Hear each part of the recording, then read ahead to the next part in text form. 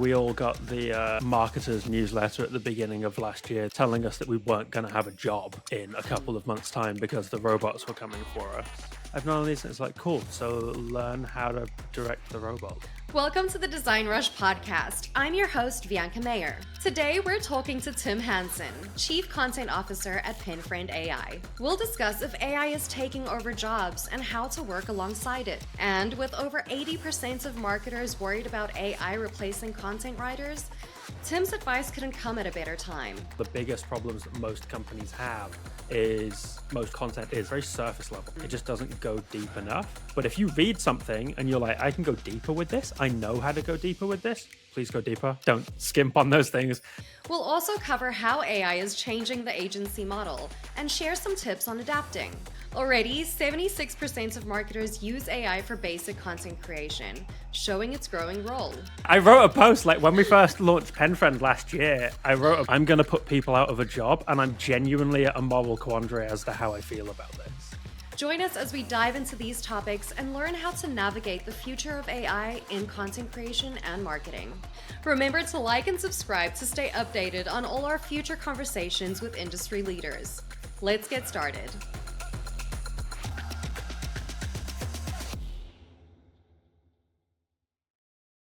Tim, a very warm welcome to the DesignRush Podcast again. It is so awesome having you here with us today.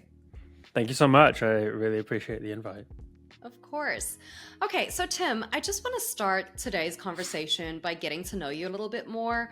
I know that, you're super active on LinkedIn and other social media platforms, but I haven't really seen the man behind the screen, so I'm wondering if you could share a little bit with us about your childhood, where you grew up, what kind of brought you to where you are today, stuff like that.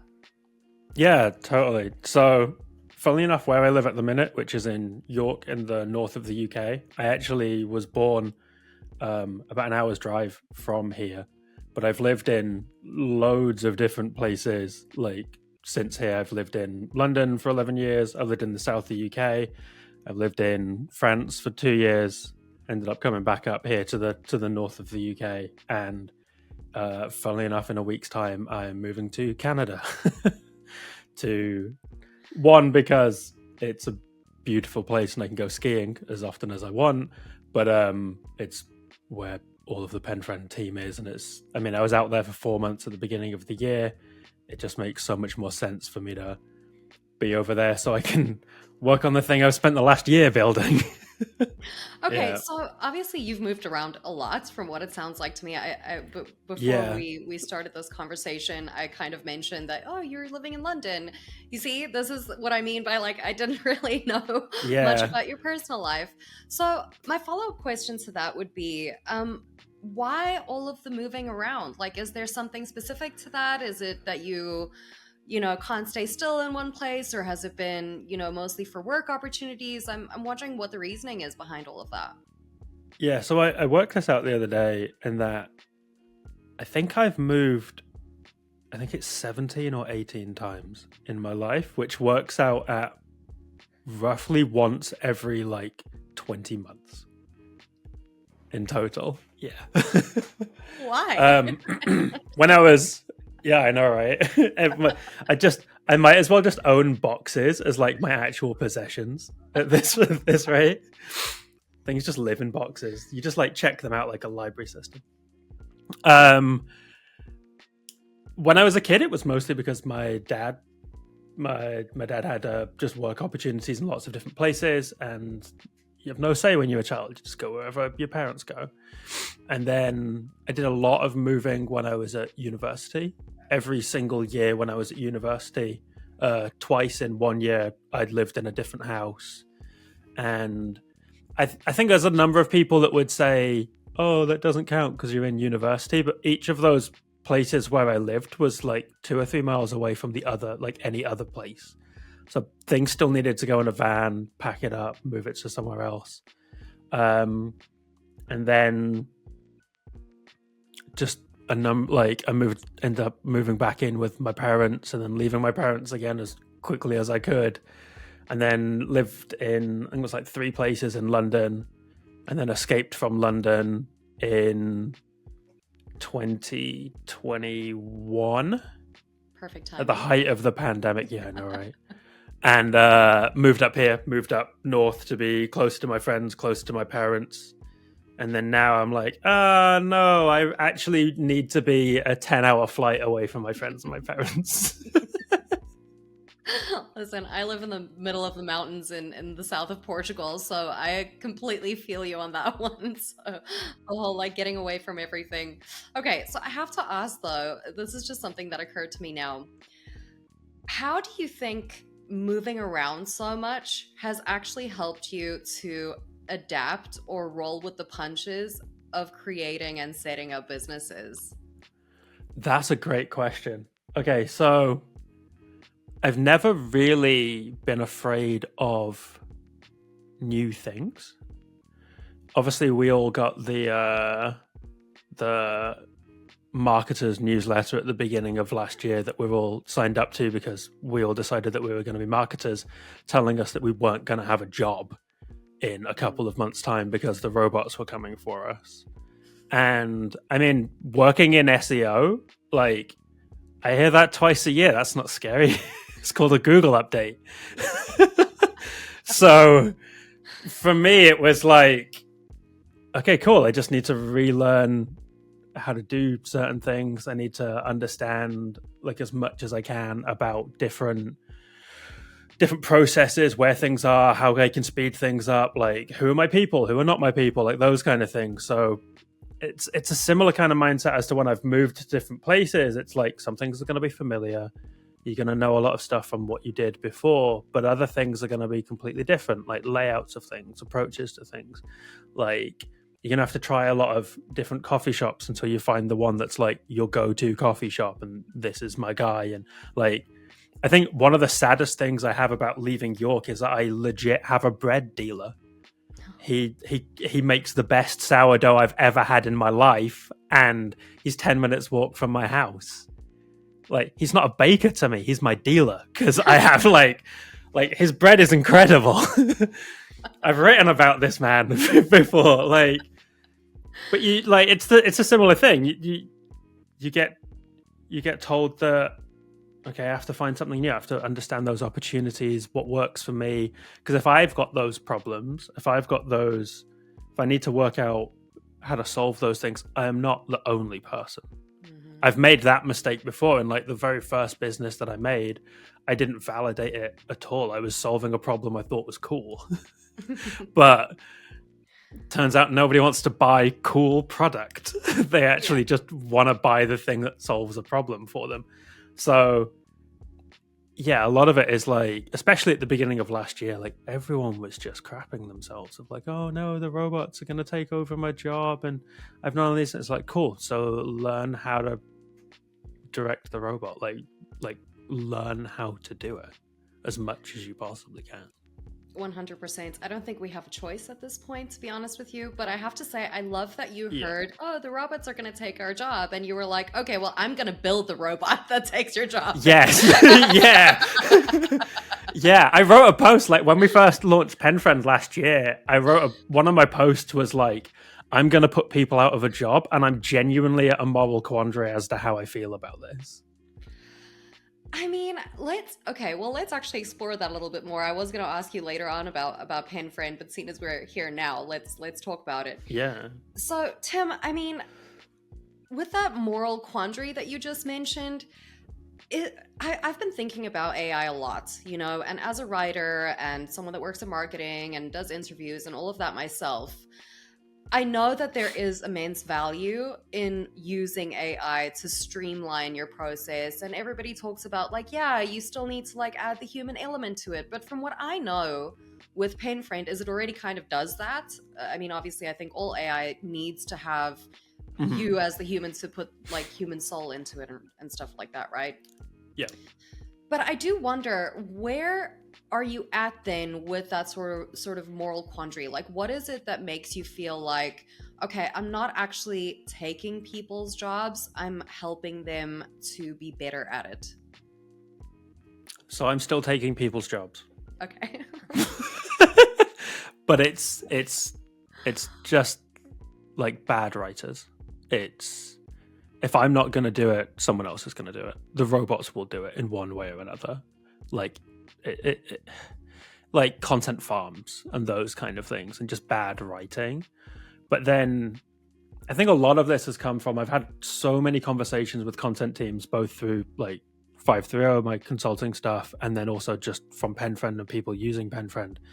And it's, if you're a good writer, if you enjoy writing, PenFriend makes you a better writer. Because from what I know, and from I've spoken to hundreds of writers in the last 10 years, like there's just a large chunk of that content creation process that is just pain. It's just legwork. It's just, yay, I get to spend 3 hours trying to find and proof one fact. That's not fun. That's not fun for anyone. So, yeah, like, I want to help those writers. I want to help those writers that would spend the 3 hours doing that. I want to help them get to the point where it's like, cool, now I can add the human element. Now I can add the insights that I get from my SMEs. Now I can add all of the I can go to my like design team, if you're lucky enough to have a design team. I envy you. To make images and make a really nice graph and just really showcase the work that we've done. It's like, cool, now you're in the creation part and like the curation of all of the information that has been pulled together, and kind of just moving the bricks around instead of trying to source the dust to make the bricks in the first place. Okay. Now, just also on the topic of PenFriend, I know that your site mentions that it's based on like a proven content strategy that's, I think, made something like 36 million or something in revenue, right? Can you elaborate on what this content strategy actually entails? Yeah, I mean, it's mine. It's the one that I've spent the last 10 years building up and how it works. And effectively, in a nutshell, it's create a lot of content that covers an entire topic as best as possible. So I have this entire thing where most blogs fail because people treat them like magazines instead of libraries. And what I mean by that is your ego gets in the way and you think every single article that you make needs to be different from the one before. And people are waiting. Oh my God, I can't wait for Tim to publish his next blog. I'm going to be awake at 4 o'clock in the morning. No one cares. No one cares about my next blog. I just want to be there when they eventually need it. But if you go to a library, like, and you go to a section in a library, they got 20, 30, 40 books on something. Like, I can choose whatever I need. So the way that the strategy effectively works is go and do your content keyword research for working out 10, 15 articles in one topic and all of its subtopics.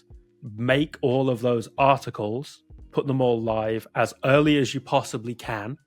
And what I mean by that is, like, don't be precious about them. Get them live. Then see how Google kind of picks them up and then make your changes to them. The problem with that, up until recently, is if I go to a company and say, can you make 15 articles? They have a price tag of $600, $700, $800. Some of them like crazy high. That is a massively cost prohibitive thing to do. Yeah. And if we can do that with PenFriend at $20, $22 an article, and then you can pay your writers to do the thing that only writers can do, which is be human, then you get way more out of the writers and you can test a lot more things a lot quicker. Like we've seen it so many times where we'll publish 13 articles, nothing, no rankings. 14 articles, nothing, no rankings. 15 articles, nothing. 16, all of them rank within a week. And it's because you've just kind of hit that point where Google is like, no one but an expert. Like you know what you're talking about if you've got 16 articles on all of these different topics, and all of them will just rank. Now, 16 is an entirely arbitrary number. I've seen it happen with 30. I've seen it happen with 5, in all fairness.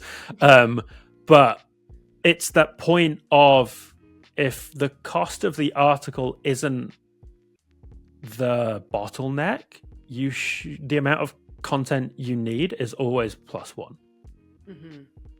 Okay, very interesting. I want to quickly just touch on something that you mentioned now as well. Like, you can pay your writers to be more human, to do what they do best, is to put the soul into the writing or the content, right? So I'm wondering, do you have a team of writers that you work with for your content? Do you write all of your own stuff? And why I'm asking that is because I'm wondering, what is your advice to writers as someone who's built an AI writing tool? What is your advice or things that they need to look out for to transform AI content into more human content? Yeah, totally. The funny thing is I have an entire 5-step process on how to do that, which I call the yours process, because it's how to make AI content yours. And I think the most interesting part of that is step 1 is make it yours. Like, go and add the things that only you know, add the insights that only your company has, add the if you spend any amount of time within a company, like, you'll have firsthand stories on how various things were implemented, how your company works with clients or customers or prospects or on a specific project that literally nobody has. And that is one of the main things that you need to go and add in any piece of content that AI just can't do, because that information is kept within the company. It's not available for anything to be scraped and pulled into. From there, I then do optimization, which is then from your SEO point of view, what is it that you just add your keywords, know how these things work in terms of what topics you need to talk about contextually, like just make sure that you're covering enough things. I think one of the biggest problems that most companies have is content has is it's very surface level. It just doesn't go deep enough. We try and do that as best as we possibly can with PenFriend. But if you read something and you're like, I can go deeper with this, I know how to go deeper with this, please go deeper. Please just don't skimp on those things. Please add all of as much of that as you possibly can. The funny thing is about going deeper on a topic usually comes from firsthand information in the first place. From I know how to I know how these things get implemented because we worked on a project that did all of these things. I then have then update, which is just any of the facts, figures. If there's anything in there that doesn't make sense, we do a thing now with PenFriend where we run the entire article through Perplexity, in lots of small chunks with a load of prompts that go behind that, and we fact check the article from step 1 through to step 90 as it creates the article. So it is as fact checked as we possibly can make it. It doesn't mean it's 100% true. So if there's anything that is just a little bit oh, that's a bit weird, just go and check. I have in my blog that talks about this entire thing, I've got a way that you can do that super quick too. And then relatable is add anything that feels just a little bit more as one person to another. The thing, and it's a problem we're trying to solve with PenFriend, is AI still writes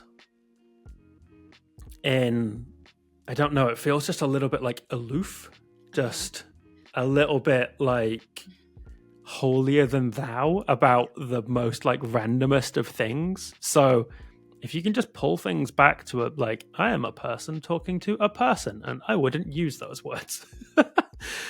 That's something that makes a ton of sense for you to go and do, and it's usually a pretty quick change. And then the last one is strengthen. So for me, that's just make it multimedia. If you got videos, you got podcasts, you got images, add those things in. If you know where you can make the biggest impact as a writer, I think the main job of writers in the future isn't really going to be writing, it's going to be editing.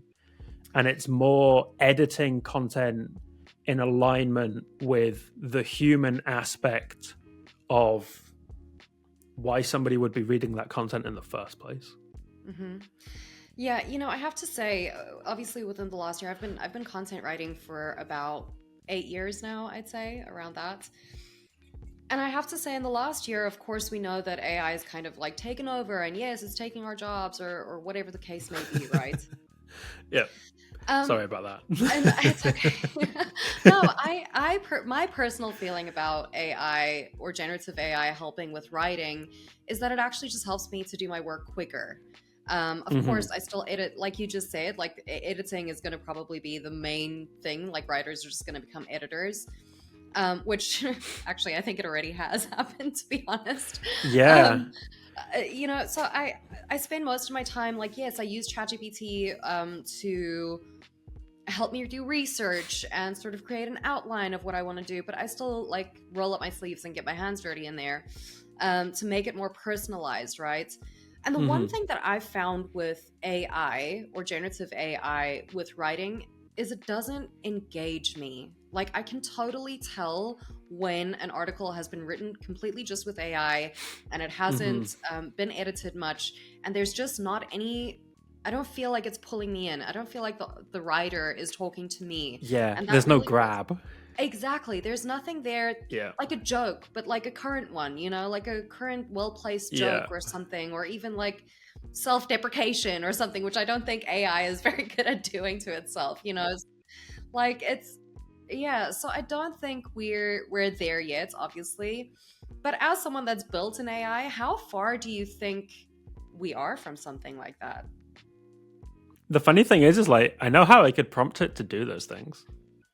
Because, Yeah. I mean, I've spent nearly 2,500 hours writing literally just to the prompts for PenFriend, let alone like anything else.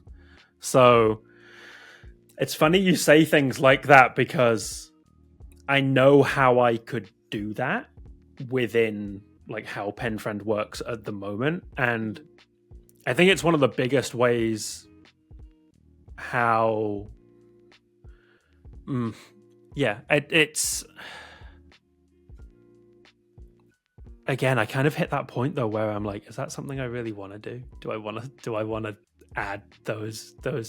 Because I think the difference there is like, I could get it to write jokes. I can get it to write like on trend things.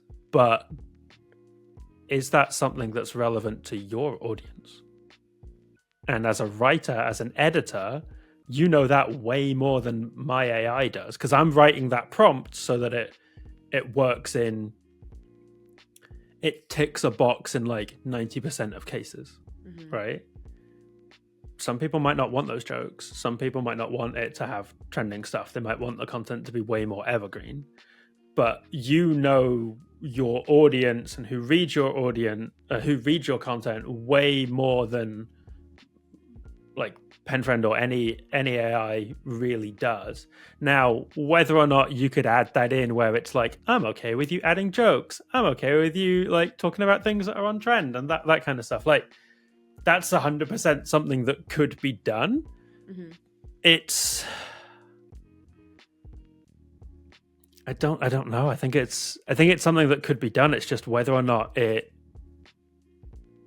done well and like tastefully. Like, I can get it to write jokes, but is it shoehorning a joke in, or is a joke the right thing for it to be in that place? Like, it's not so much whether or not it can write a joke. I think it's, should it? What is the decision? It's really interesting that you sort of, you're not the first person that I've spoken to that is so big on AI and has created AI models and stuff like that. But you are the first one I've spoken to that actually ponders the moral like dilemma of all of this, to be honest. So it's kind of refreshing. It's like that age-old thing, like just because we should doesn't, or just because we can't doesn't mean that we should. And it's Jeff Goldblum from Jurassic Park. Yes, exactly. Yeah, just because it can write a joke, should it write a joke? Yeah. Exactly. So, I think it's really interesting to think about that. My only question was like, I want to know like how far are we from AI really taking over and really making engaging content where we're sort of obsolete. But obviously, I think that's like asking how long is a piece of string, right? So it could be tomorrow, it Yeah. could be in a year. I think just super quick on like the engaging side of things. I think if we get to a point where all content online, written content is AI, Mhm. I think as people we just go to somewhere else. Like how many people now are like newsletters are what blogs were in the early 2000s, right? Like right now, there's that kind of like renaissance of Yeah. personal content, but the medium is different in that it's in newsletters. I think people just end up moving to a different place where they get that information because I can kind of guarantee that the source is closer to a single individual and not a company that's trying to outsource it. But then eventually the same thing will happen. Those people will be like, I'm sick of writing a newsletter every single day. So I just get ChatGPT or Newsletter Friend to do it for me. And it's like, cool. Like the people who build the tools will make a ton of money at the time, but then the audience will move to somewhere else. And maybe it's video, maybe it's something completely different. I don't know. I just think as like somebody who consumes an enormous amount of content and has done for a long amount of time, you move to where it feels the most genuine. Mm-hmm. And if we lose that feeling of where it's genuine, where there still is that human connection, like you said, that grab, I'll go somewhere else. I'll find it from somewhere else. 100%. Although, to sort of challenge what you just said as well, and this is maybe a bit of a cynical view, I just feel like there's been so many things throughout history that have shown me about just the mindsets of humanity, really, that I envision a future where all content that we consume will likely be AI generated in some way, shape, or form. And I think people are just going to get used to it, and that's just what it is that we're going to be consuming. And I don't think anybody's going to really bat an eye. Who knows how long in the future that might be? I just think that, I don't know, maybe that's a bit of a depressing sort of outlook of what I think the future of content consumption. I'd be interested to know what the difference is between like the content that people consume and the content that causes people to buy. Yeah. Because I don't know, I think that ends up being different. Yeah, exactly. But my mind just kind of goes to movies like Her, or there was even like a really old movie that had Al Pacino in that I watched when I was a kid that I loved, and it was called Sim 1, and he created like an AI actress, for instance, and nobody knew that she was an AI actress, and everybody loved her, and she was like the hottest new thing. And like Her, basically, I think about how people interact with AI in like those futuristic type movies. They actually form relationships with them and stuff, and that's already happening. Like we're already seeing AI. Oh, true. Like we're already seeing AI becoming like virtual girlfriends or boyfriends. Yeah. Like it's just interesting to ponder like where we're gonna be, and then. Yeah, anyway, sorry, that's a bit off of topic. No. Like I did animation at university. Yeah. And it kills me to see like getting a job in animation is ridiculously difficult in the first place. Like for what is such a creative output, having the robots do all of the drawing and the pictures and the films is not really the future I want to be living in. No, exactly. But that's the other thing is like, again, I really love working with AI. I just don't really love the idea of it taking away soul. There's even like a game that I played called Detroit Become Human. I don't know if you game, but yeah. So I played that. I think it came out in like 2014. So it was really ahead of its time, actually. And that was also really interesting, where it's, I don't know, I think the moral dilemma behind AI is a very interesting conversation to have. But that's a conversation for another day that we can definitely elaborate. We 100% need to have that conversation. Yeah, we will definitely have that conversation more in depth. But first of all, I just quickly want to circle back to something that you said earlier that I kind of thought. you say that you use Perplexity for AI, like fact checking and stuff like that. Yep. I wonder why Perplexity and not GPT? Because Perplexity is built specifically for fact checking. And like in terms of, I mean, the difference with Perplexity is whenever it gives you an answer, it gives you where it sourced that answer from. And it won't, at least from all of the testing that we've done, it won't give you an answer if it can't tell you the source as to where it's found that thing from. So the cool thing with us is we will get ChatGPT, or we actually do the majority of our writing all through Anthropic because it writes better. We get it to do all of the writing through Anthropic and then pull the output from there and then put that output as an input through a series of other prompts to Perplexity to get Perplexity to fact check what it's just written. Wow. Okay. And then it will change any of the content that it can't prove and it can't cite to what it can prove and it can cite, and then adds those links and those resources into it, and then takes that section and puts it back into like that as a finished section within PenFriend. Okay, so what that sounds to me like is that if you want to be a writer writing with AI, it's a hell of a process, actually. It's like kind of like comparing or using a bunch of different ones if you're trying to do it right. Am I correct in saying that? Yeah. Let me explain how we do titles, because that will give you an idea of just how difficult this whole process is. So you put a keyword into PenFriend. It takes that keyword and we do a number of different things with it. One of them is we go to search results for that keyword and we scrape all of the search results, like top 10 that rank for that keyword, for us to understand content length, keywords that like context within that topic, H2s, H3s, titles. And what we're looking for is patterns that seem to be being rewarded by Google as to why they rank, and gaps. So what is it that somebody might be looking for that none of this content is answering? That's one part.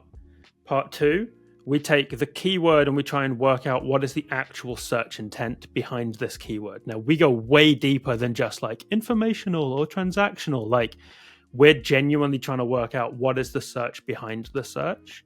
And what I mean by that is if somebody searches for like ergonomic chairs, they don't want an ergonomic chair. They want to potentially relieve back pain, or they maybe eye strain or shoulder pain or something along these lines. So what is the actual problem that people are trying to solve with that search? Now, we have a series of, we have like, what is the human element? What is the algorithm element? Cool, let's write a title. So we'll take those things and we'll put it through another prompt that tries to work out what kind of blog answers the human element, but gives us the blog that matches the patterns for what currently ranks. And then from those blogs, we have a series of titles that we know work for those blog template types.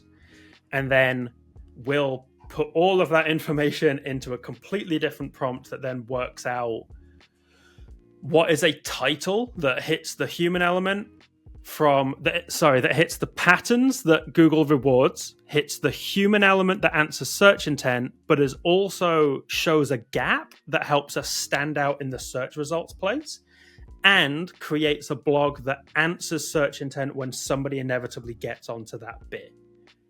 And that entire process for us, and we fact check every single step as well. So it all goes through Perplexity to make sure that we're not talking out of our ass when we go through the whole thing. That entire step for the title alone, I think, is roughly 22, I think it's 22 or 23 different steps. Good Lord. Okay. Yeah, so and that's just titles. Okay. So, yeah, exactly. So, okay. AI is supposed to be really quick, right? So how long does this 20-something step process take then? It's like maybe 5 or 6 minutes. My God.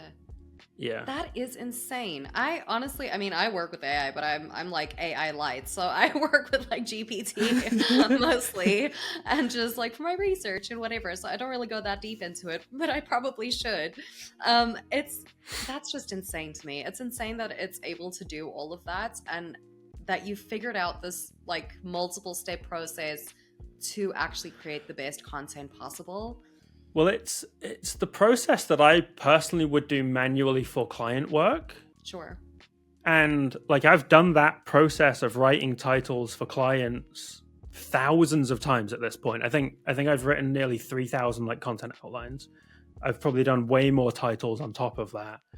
Like I know that process really, really well, but it's essentially the same thing. All I've done is just taken what sits in my head and turn it as much as we possibly can into prompts and code and all of this kind of stuff. And the fun thing about it is like we can just, I think it does a better job than I do manually.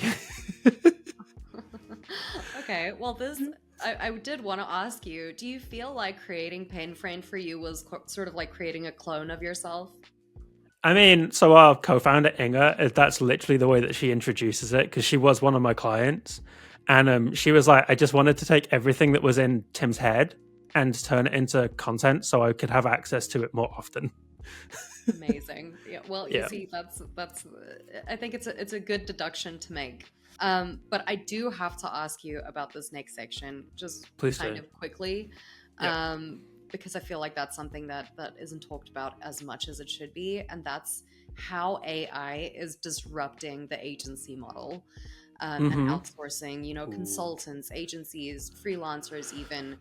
And I know the PenFriend is also doing that. I mean, we've kind of established that now with this even. So I know that AI is enhancing efficiency and, reducing costs in various sectors. I mean, whether it be like in marketing or logistics or whatever else, right? So I wonder, how do you see this impacting like the traditional agency model? For example, how can AI streamline tasks that previously really required intense human labor? So it's funny, like I obviously consult, I advise companies as well. So, I mean, just from a personal point of view, like I am no longer doing content outlines for clients. I don't write them. It's literally the reason why I made PenFriend, because I don't enjoy doing them. So I built a company to not do the thing, like to literally replace myself in that instance. But I worked in agency for 5 years. Like I know those tasks very, very, very well. I think the main way that it disrupts things is, and this is the thing that I hate about SEO, and I hate about SEOs just in general, is the entire practice is very gatekeepy. It's very like, no, SEO is a black box and I know the secrets and you're going to pay me a ridiculous amount of money and maybe I'll tell you some of them. It's like, no, it's not how it should work. Like, okay, we get Google doesn't really want us to know how Google works. That's fine. But that doesn't mean that just because you got lucky once, you're a genius and you should put a 5-figure price tag on people talking to you. I think the fun thing now about how it's like massively disrupting things is we already know that a lot of content works. We know that creating good content is a really good thing to do. And if you have an agency that comes to you and they're just like, oh, you should do a site audit and backlinks, it's like, okay, immediately that's just wrong. That's just not how you should do those things. The amount of companies I've spoken to, founders I've spoken to that have spent multiple 5 figures on backlink plans through agencies. And it's like, it just doesn't work. Those things don't work anymore. And I think it's a lot easier for them to see if you take some of those processes in-house with somebody who understands how content works, you can own the outcome a lot more. I think in general, from an agency point of view, you'll get people that really understand the process very, very well and move into training teams in-house so they can own the processes. I mean, that's pretty much all I'm doing these days is this is the stuff that I'm learning building my own startup, building my own software company. And from what I've done over the last 10 years, I want to teach you how to do it so you can own it and you can do it internally too. By the way, my tool helps like in the whole process. But at the same time, like I cannot get my head around the amount of CMOs, heads of content I've spoken to who do not know how SEO works because they've worked with agencies that gatekeep the entire thing and just put a massive spreadsheet in front of them at the end of every month and tell them to pay $8,000 for it. I do have 2 follow-up questions with that then. First of all, what skills do you think agencies will have to learn in the age of AI to better help their clients and maybe, not be as gatekeepy, but, to sort of help them grow with AI and integrate that properly into their model? The main one, I think, is being able to we're going to end up with so much data just from how we can measure things, how we can pull things from around the net. Like, it's so much easier now to point a prompt at 20 different websites that have got all different data on it and curate that and pull it into one thing and then make your own insights from that data. I think the main thing that companies need to be really good at is one, like learn how to prompt well. Like genuinely really learn how to prompt well. And the way that you learn how to prompt well is do the task that you want the prompt to do manually and really understand that task.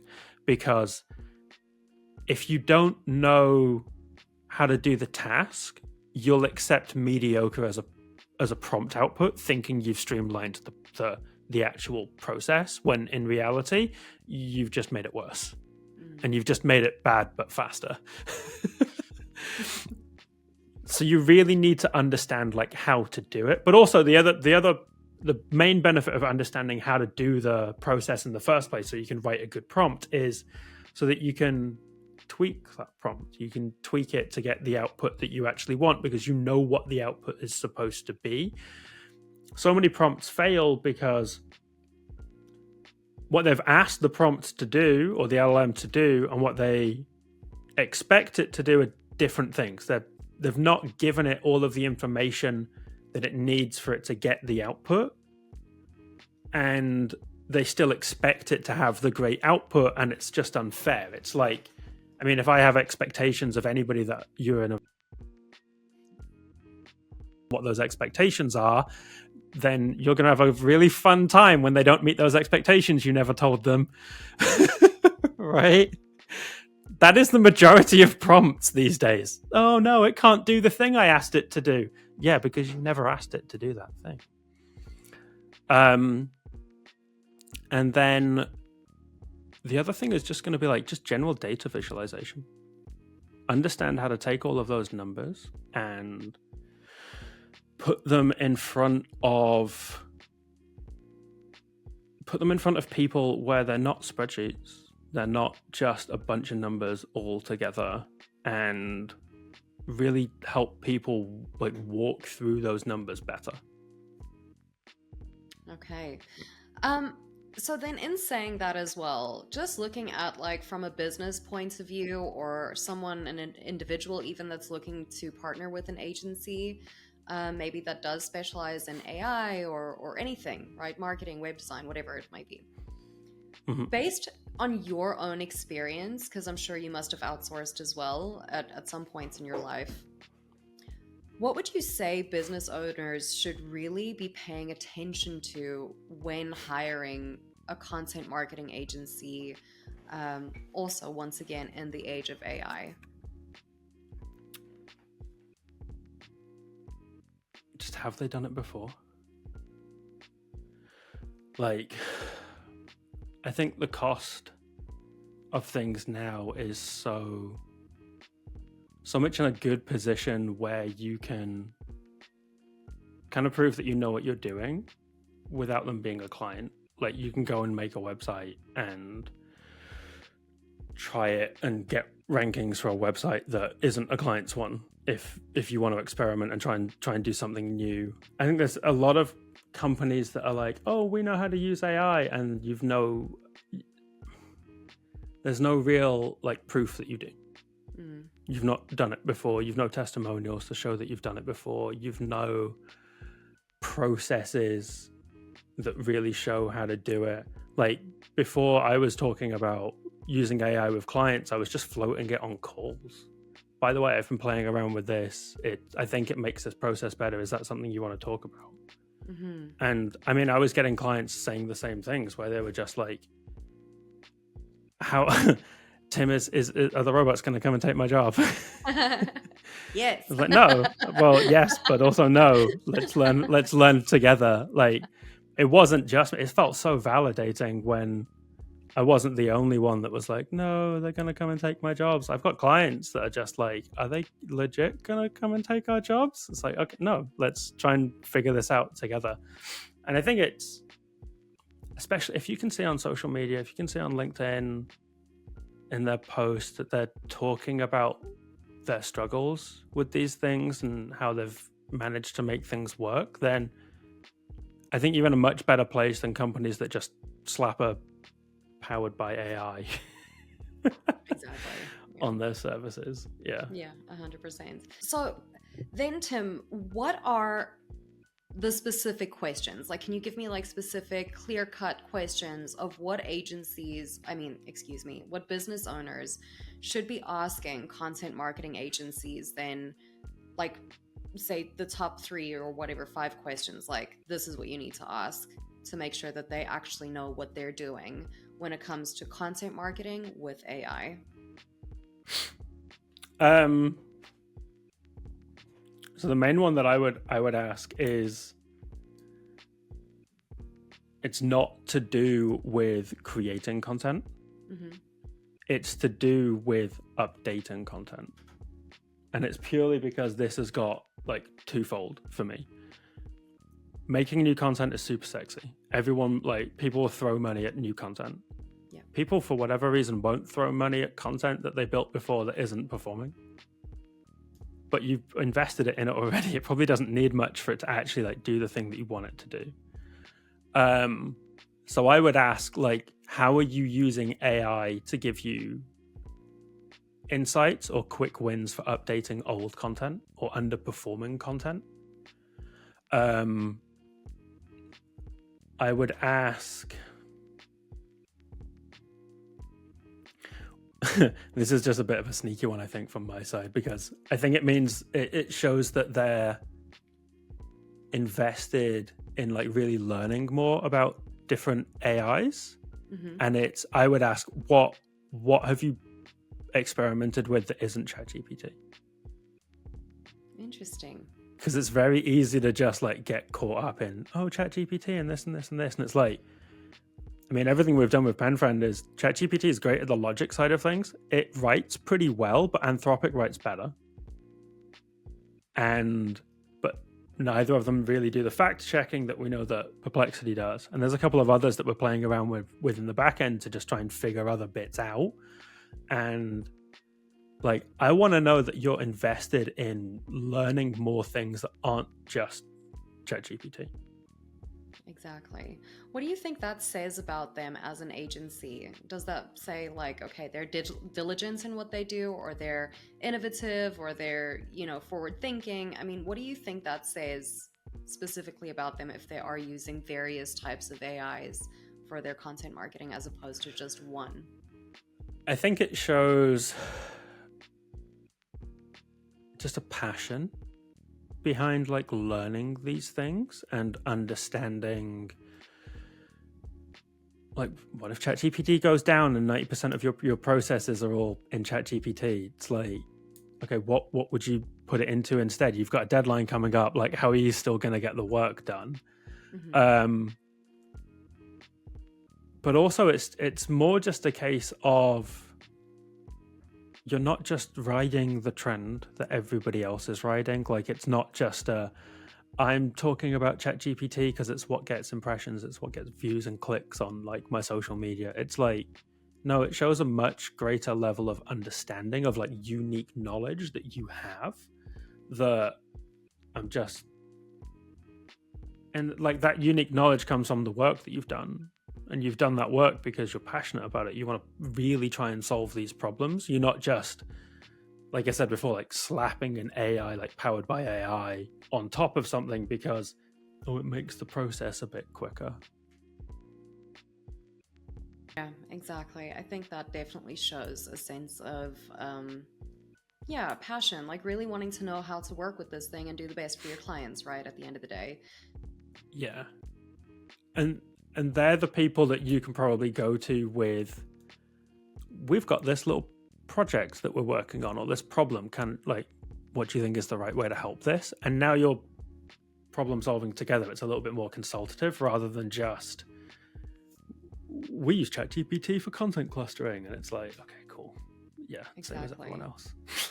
I think it's quite tricky, actually. Sorry, I know we need to finish up soon, but I think it's quite tricky from some agencies maybe that kind of use things like we use AI and ChatGPT and stuff, sort of like buzzwords to kind of trick people into buying their product, or service, especially for people that don't really know or understand what it's all about, right? So I think we still have a far way to go, but of course I do think that people like yourself and other people on LinkedIn and stuff really help to establish like what it is that you need to look for and what makes an agency or a consultant or any type of product or service that's using AI to help you with your content or marketing, whatever, to make it more credible, right? So yeah, I think that's the biggest thing. Okay, now Tim, there's just one more question that I want to ask you before we sign off for today. And this is something that I've been asking all of my guests recently. I find the answers to be quite interesting. I want to know if there was one content marketing tactic that you could make illegal, what would it be and why? Guest posts. Guest Mostly so I don't have to be on the other end of like emails of people asking me that they can get me guest posts or they want a guest post on my website. And also they just don't work. They don't work like they used to do at all. Yeah. Just guest posts. Yeah. Link building I think still works when it's done well and like for the right reasons, but just guest posts. It's not even the output, it's the process. I just don't want to be on the other end of that anymore. Exactly. Okay, Tim, thank you so much for joining me today. This has been a really cool conversation. I know we veered off a little bit, but I really enjoy it when it happens. I think it makes it a lot more interesting and natural for sure. So thank you for indulging me. A pleasure. No, I've really enjoyed being here today. Thank you for the invite again. And that's a wrap on our chats with Tim Hanson. If your project could benefit from a top-tier agency's expertise, look no further than DesignRush.com/marketplace. Our carefully curated selection of agencies is equipped to help you navigate the digital world, from web design to marketing to bring your vision to life. Remember to like and subscribe for more engaging chats with industry leaders. Again, I'm your host, Bianca Mayer. Stay curious and join us for the next episode.